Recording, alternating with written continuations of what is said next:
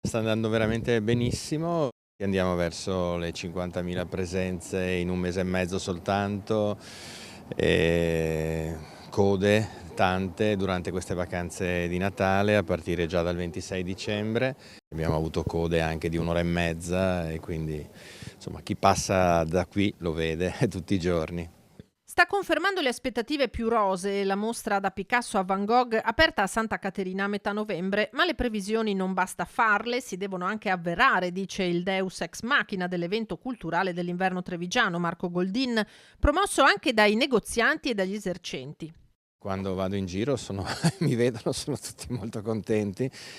No, devo dire che anche l'associazione commercianti, l'Ascom, così, anche attraverso il suo presidente, mi ha fatto giungere dei messaggi di vero entusiasmo e di grande felicità rispetto a quello che la mostra sta portando in città.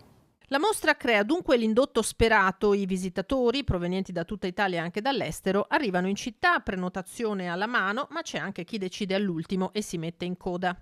Ormai noi stiamo stabilmente tra le 2000 e qualcosa in più persone al giorno e credo che questo, anzi, sarà così oggi, poi domani, il 5.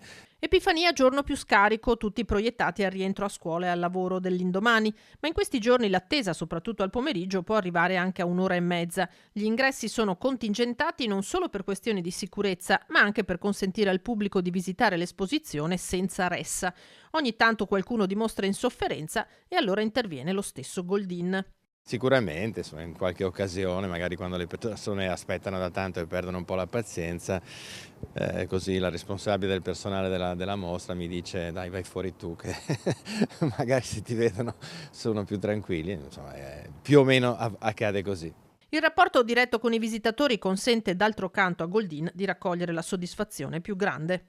L'interesse vero che hanno le persone, questo mi piace e mi piace essere stato capace di costruire in tantissimi anni, tra l'altro quest'anno saranno i 30 anni di Linea d'Ombra, di essere stato capace di costruire proprio questo amore nei confronti dell'arte anche per persone che magari non avrebbero mai pensato e questa è proprio una grande soddisfazione.